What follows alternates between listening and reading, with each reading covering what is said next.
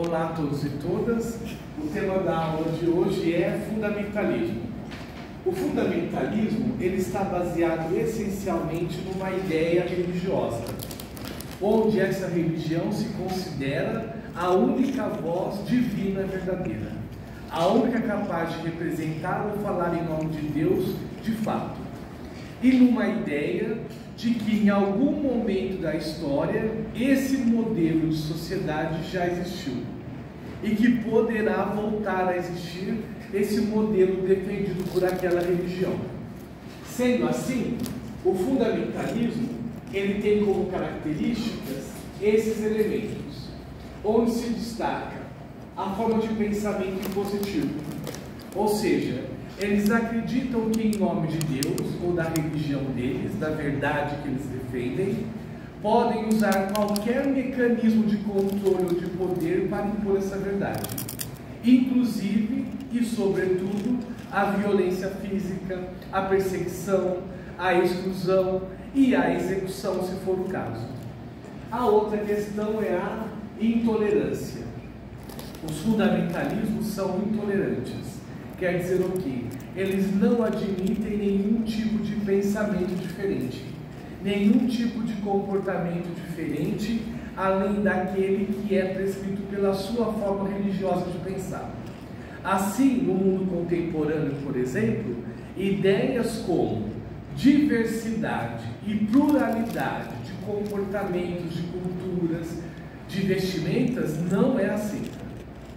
Ao mesmo tempo, essa forma de pensamento intolerante, ao não aceitar a diversidade de comportamentos e de ideias, a pluralidade de comportamentos e de ideias, está então flertando com um pensamento autoritário ou totalitário. A outra questão é o fanatismo, ou seja, aquela fé torna ele fã daquele tipo de pensamento de forma exclusiva. Aquela é a única religião verdadeira, aquele é o único Deus verdadeiro, e não há outra forma fundamental de culto religioso. A partir daí, tudo é em nome da fé. Se mata em nome da fé, se tortura em nome da fé, se queima em nome da fé, e por que não, em alguns casos inclusive, o estupro corretivo em nome da fé. Diversas religiões participam desse tipo de pensamento. É muito comum no Ocidente pensar apenas no fundamentalismo islâmico, mas não, ou muçulmano, mas não. Há também o fundamentalismo cristão e há outros fundamentalismos de outras religiões. Então não é apenas no Oriente Médio que há fundamentalismos. Os fundamentalismos manifestam em várias religiões e se manifesta mesmo antes de existir o nome fundamentalismo ou o termo fundamentalismo, porque lá no passado já houve práticas fundamentalistas feitas sobretudo por cristãos, se nós vamos pensar no Ocidente. A outra questão é que são formados por grupos radicais. Não raro, esses fundamentalistas, eles podem estar em grupos radicais que aceitam qualquer forma de manifestação dos seus fundamentos, como as práticas de violência, de bomba, de tortura, e por sequestro e por aí afora. Por isso que se aproxima muito do pensamento totalitário e autoritário. Ao mesmo tempo, impõe sua verdade a qualquer custo, como eu acredito que já ficou claro. Não há outra verdade. Há uma verdade única. Por isso, o pensamento democrático, plural, diverso, não é aceito. E muito pelo contrário, ele é punido e é perseguido. E por fim, são reacionários. Eles acreditam que tem que voltar ao passado. Assim, uma ideia de um paraíso, uma ideia idílica, de que jamais existiu de fato o planeta Terra, pelas teorias da evolução, é construída, é defendida como se fosse a verdade. E esse mundo foi perdido de alguma forma e pode ser reconstruído, mesmo que para isso se use da violência, como por exemplo práticas de terrorismo, não é? Onde o sequestro e a violência também ocorrem. A outra questão é que o fundamentalismo tem uma longa história está ao longo de toda a história da humanidade, quase. Vamos pegar apenas alguns exemplos mais conhecidos para pensar isso. Se nós pensarmos as cruzadas, a Idade Média, a reconquista, não é, daquilo que se convenciou chamar dos judeus e cristãos de Terra Santa, e não só para os muçulmanos também.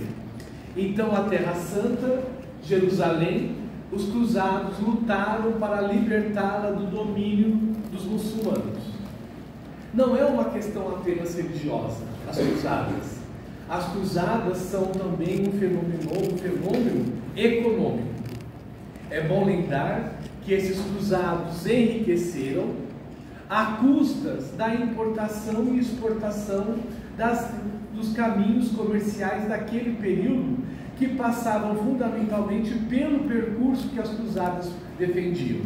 Então, Jerusalém não é só uma questão religiosa, é uma questão também econômica. Então, o fundamentalismo também pode abarcar a questão econômica. Então, as cruzadas, dizimando populações inteiras, é um tipo de fundamentalismo cristão. Católico, no caso.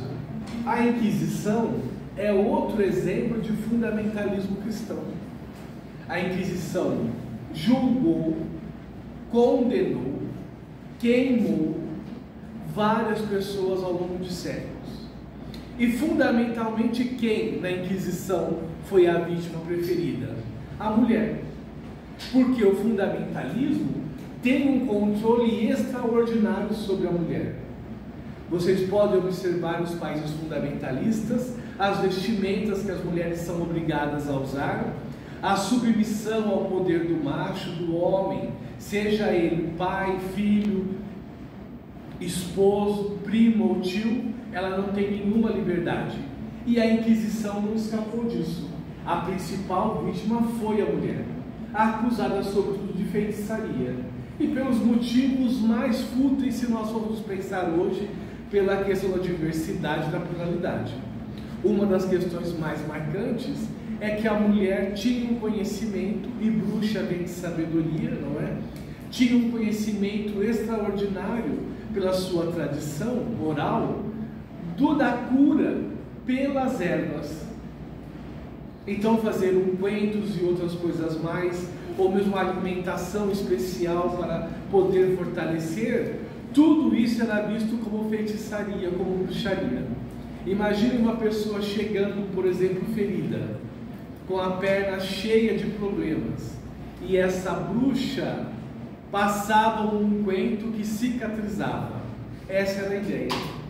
Então, na realidade, o que se combatia era a sabedoria feminina, o comportamento feminino.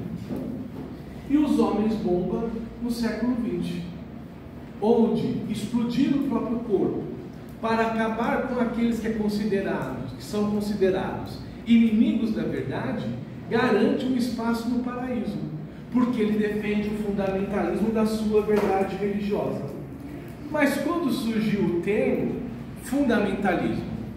O termo fundamentalismo surgiu no século XIX para o século XX nos Estados Unidos, onde teólogos cristãos, predominantemente evangélicos, teólogos evangélicos, reacionários, a partir da leitura do texto bíblico, vai criar um comportamento fundamentalista e a palavra fundamentalismo. A partir daí, há um nome para uma prática que já existia. Há um conceito em elaboração, em construção. E assim, o fundamentalismo evangélico nos Estados Unidos é um modelo, e o fundamentalismo islâmico, de certa forma, dialoga, não com o cristianismo fundamentalista, mas com as mesmas práticas e modelos, de certa forma, guardadas as devidas proporções. Então vamos ao fundamentalismo evangélico.